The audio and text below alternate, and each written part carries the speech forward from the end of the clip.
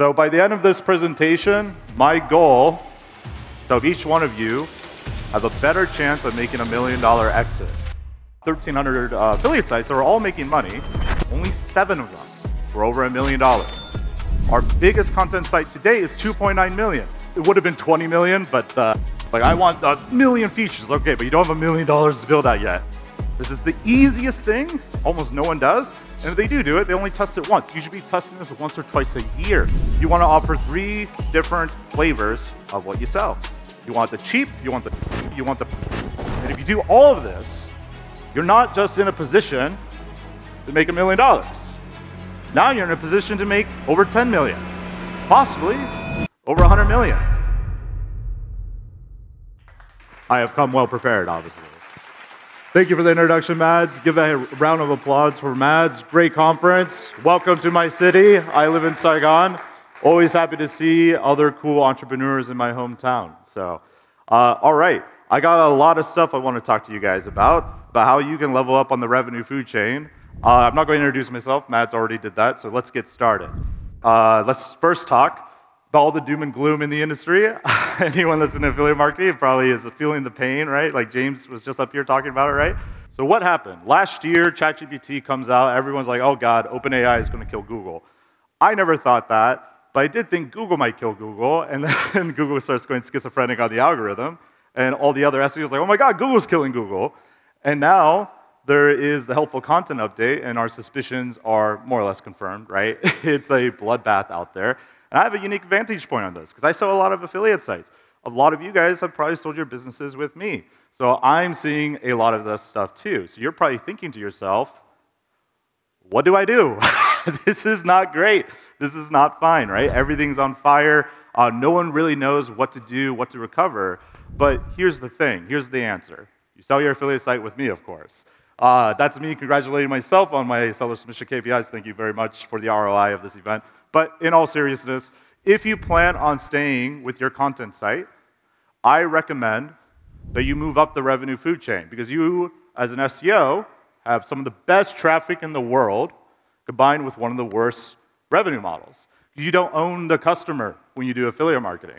You're a brochure site, you're a pass-through, right? You don't own the customer. So I implore you, if you want to still do content marketing, do a content site, move up the revenue food chain. You'll have more control.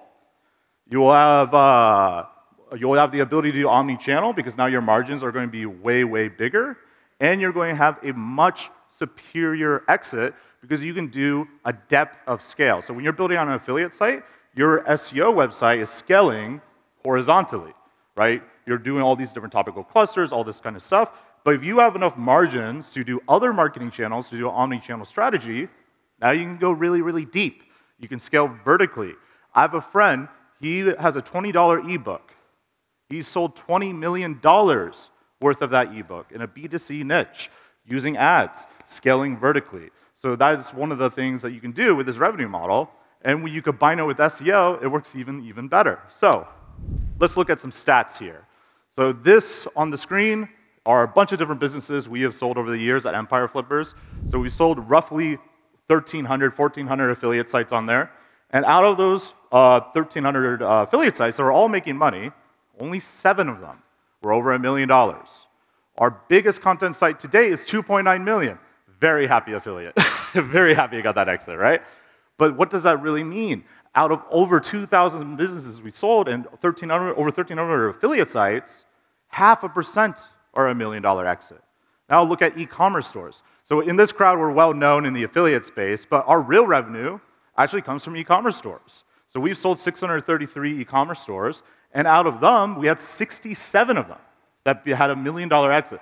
Our biggest e-commerce store we sold to date is 12.5 million. Now, it would have been 20 million, but the deal fell apart at the very end, M&A. But as you can see, there's a big difference here, right? Out of all the e-commerce stores we have sold, over 10.5% of them had $1 million exit. They became a millionaire at the moment of exit. So they stacked the deck in their favor. And they have way less stress, in my view, versus what we have to do in the affiliate game. Because in the affiliate game, it's death by 1,000 cuts or victory by 1,000 cuts. For the e-commerce people, like, yeah, SEO is great, so easy. I just put it all in a product category page, right? It's easy. What's all this fuss about the affiliates are talking about, right? So with e-commerce, you set yourself up for success because your revenue model is superior. You have the margin to do omni-channel marketing, and you own the customer data. All right. Hopefully that slide inspired you a little bit. So let's talk about how you can do this with your current content site. So I've been honored to meet a lot of people in this space that have content sites that have done really interesting things that a lot of people don't think about that you can even do with a content site. So this is your roadmap to getting closer to that $1 million exit and leveling up your revenue model to where you can get that superior exit. So I always tell people, start with your email list. If you're not building an email list, start today. Leave this presentation. Go buy a Weber subscription, right? Put some opt-in forms on there. The email list is going to come up again throughout all the slides. Now, when it comes to leveling up from affiliate, I recommend, if possible, to start with a digital product. Digital product's really, really high margin. Now, if your niche cannot support a digital product, then go physical product. And if you're in a B2B niche, you can do a digital product almost for sure, but you are also probably set up well for a software and service. Now, I bring these models up because I have personal friends who have done all of these with their content site. I have a friend, he started off as an Amazon affiliate in the gardening niche. He is now one of the largest e-commerce stores in America. He's pretty happy. And SEO makes up a very small amount of his traffic now. But that was the base. Just like your content site, the SEO traffic is the base to build your audience, right? So how do we do this? Here's some quick tips on how to launch a digital product. So research, first thing. Is there anyone in my niche doing this already? If they are, good sign. Now you can do it better, right? So what I recommend is you go do Skillshare or Udemy, just search for your niche. If it's on Skillshare and Udemy, it's getting good reviews, you can almost for sure make a good funnel where you can charge more money than Udemy and Skillshare, and it'll work. Now, you can also Google search, like, your niche plus course, right? You guys are all SEOs, you know how to do this. But that's what I recommend to start with. And before you even build the course, build the digital product, validate it. So I like to do tests with the 5X rule. The 5X rule is I will go and build the whole funnel, build a payment processor, people can give me their money, and I will run ads to it using Meta, because every demographic is on Meta, so it should work for at least this test. And what you do, whatever your price point is, spend 5 times that price point on ads, or $500, whichever one is bigger. And what your goal is, you're just seeing if anyone is going to buy at all. You don't care about making money. You don't even care about breaking even. Is anyone even interested in this thing? And if they are, great. Now you refund them, because I don't have a product, right? I just built a funnel. You refund them, you build the product, you reach out to the people who buy, like, hey, guess what? You get the product for free. Thank you so much for this being my my guinea pig in this annoying experience for you, right? You get your first testimonials, you have social proof, happy days. You launch the course to your email list that you've been building, right? And then you also launch the ads. You change up all your content site with CTAs and opt-in forms to that digital product. Easy. E-commerce, very, very similar. You want to research. So if you built an email list, and this is exactly, by the way, how my gardening friend did it.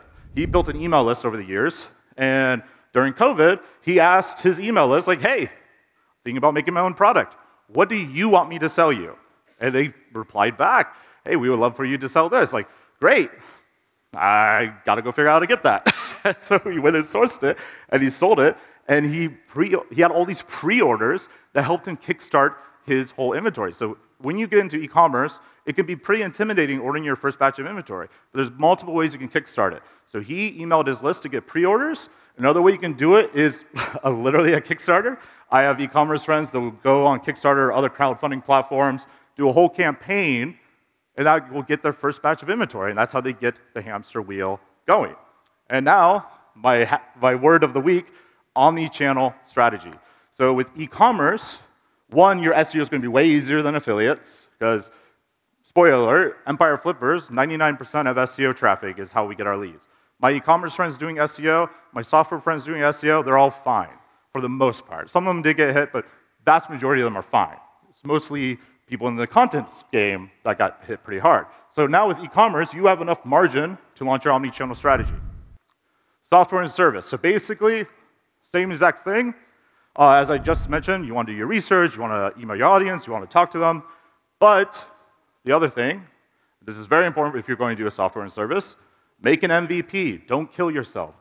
Yes, we know you want to take over the world, but let's make it simple. Let's take baby steps. This is a thing I see happen a lot in the software and service space. Like, I want 1,000,000 features. Okay, but you don't have $1,000,000 to build that yet. Let's test something simple first, right? So keep it very narrow in your scope. Validate it with your email list. Validate it with the 5X rule. If it works, fantastic. Launch an omni-channel strategy where SEO is still very, very important, but it's just part of your marketing mix. You need to start thinking SEO as just one of many marketing channels. So we're trying to build an empire over here, right? Not just a content site. All right. So all that, I have friends in every one of these business models that have a 7-figure business that started as a content site. So you can definitely do it. It's extremely powerful if you can do it.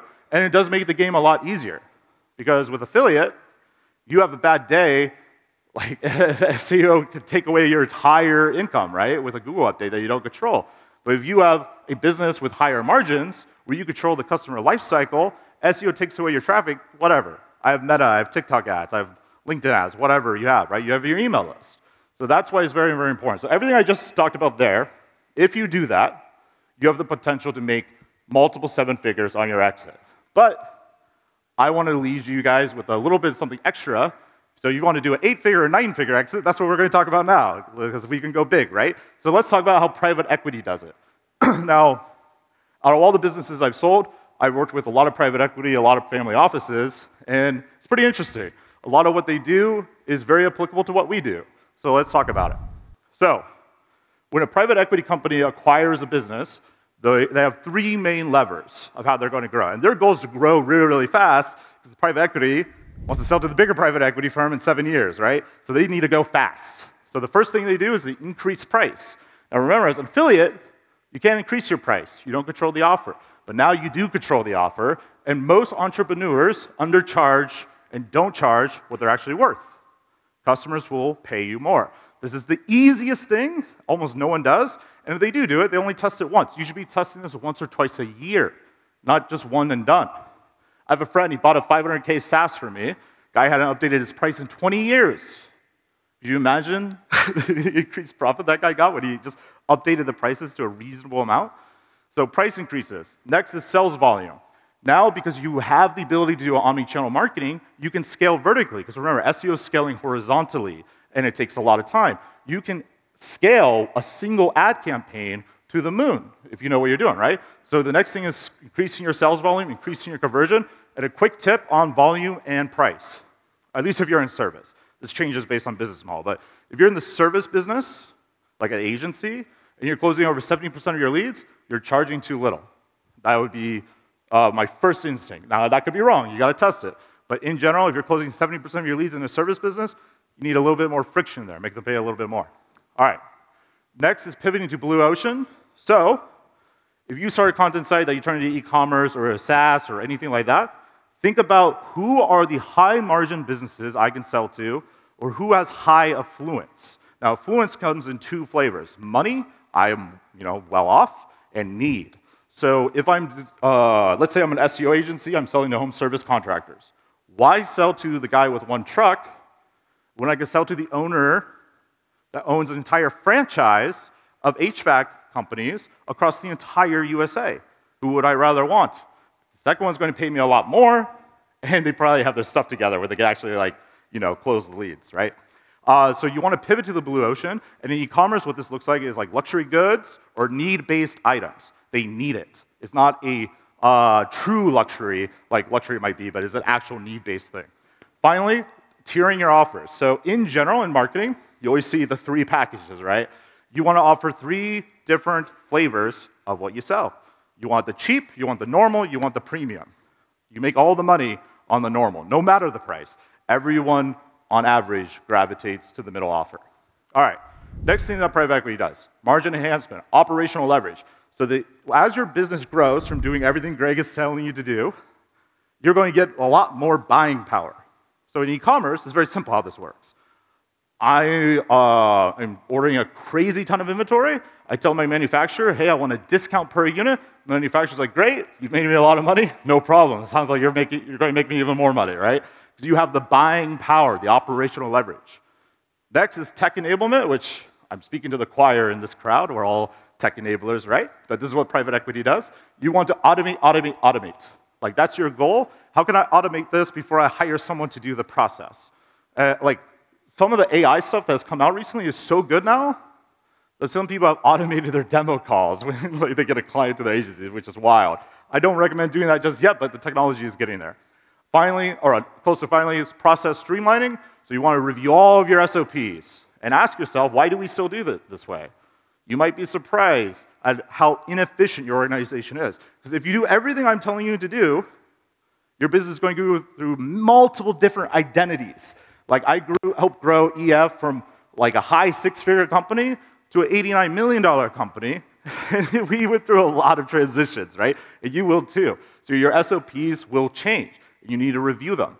Next is prioritizing the system of your business, which comes down to two things. One is the actual mechanics. What am I basing my business system on? Because at this point, you have a little bit of a behemoth growing. So you can use EO, use Lean Sigma, Sigma in general, doesn't matter. But the second part of that is your culture. So James Dooley was just up here, right? He's talking a bit about his team. The guy builds a great culture because he's a great leader. And if you are a great leader and you build a great culture with a good system, your employees will take care of your customers, make them happy, and you get to make a lot more money. That's how it works. So acquisitions, the final stool of how private equity does it. So after you've done everything I just told you to do, you come in and you start acquiring. If you do this right, it is fire. You can grow so quick. I know a guy, he used this strategy, sold the same company 5 times in 10 years, each time making more and more using this strategy. So let's talk about some quick M&A terms. Platforms. A platform is a big, big business that you want to buy. Now, if you've done everything I've said, you might be the platform with the content site that is now the e-commerce store, right? So you might already be the platform. But platforms have a lot of opportunity for growth. So you buy a platform, you do everything I just said earlier to it, you combine it with what you're doing. After that, you can do a bolt-on. So bolt-ons are smaller acquisitions you roll into the fold, into the mothership, right? It could be a smaller agency or something with synergy, but typically it's going to be a smaller business you roll in. An example I've seen is an affiliate site that becomes a traffic asset for someone's e-commerce store. That's a pretty common bolt-on.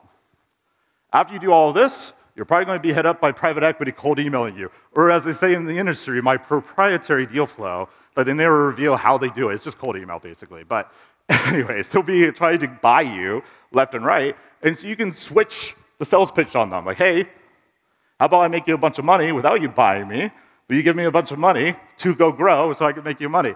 Private equity might be interested in that, right? So a lot of people, they think about venture capital, like, I need the VC to help me out. Venture capital is the worst part of the equity business, in my view, because they give you a little bit of money for a lot of equity. Private equity gives you a lot of money for a little bit of equity, depending on what they want. It's a much better deal in my view. So you can do this equity raise, get your money. Now you have a connection with PE. You de-risk yourself from the business. Maybe you got a few cool million out of your platform. You're still the CEO of it. Now you use your connections with private equity to leverage debt, because they know all the funding sources. Now you can really go big, right? So this is how private equity does everything. They typically will leverage a business by 3 to 5x EBITDA. Now, if you're bootstrapping all this, I don't recommend you to leverage your business 3 to 5x of your annual earnings. That's a bit risky as a bootstrapper. If you sold to private equity, go ahead, do it. They could take the blow if it doesn't work out, right? But you shouldn't do it if you're bootstrapping. I never recommend having more debt on your business than 50% of your annual profit. All right. So we just talked about a lot of information at blazing fast speed there. So first step, improve your revenue model. That's the key to all of this. You need to own the customer, own the life cycle. You need to be able to own the numbers, from supply chain to marketing, own the offer, right? Next is the organic growth levers, margin enhancements, and finally, if you really want to go big, acquisitions. You can do the acquisitions through me, of course. I'd be honored, but you don't have to use me. But this is the roadmap. And if you do all of this, you're not just in a position to make $1 million. Now you're in a position to make over 10 million, possibly over 100 million. The guy I talked about earlier that sold the same company 5 times, that company on the last time was $1 billion exit. It didn't start off that way. The platform he bought was just a chain of local companies, and he grew it hot potato from one private equity firm to the next. So if you want to play the game, the largest level, and start with your content site as the seed to your greatness, then this is what I recommend. So I hope you guys enjoyed that presentation. I hope it was fun and educational and opened up your eyes.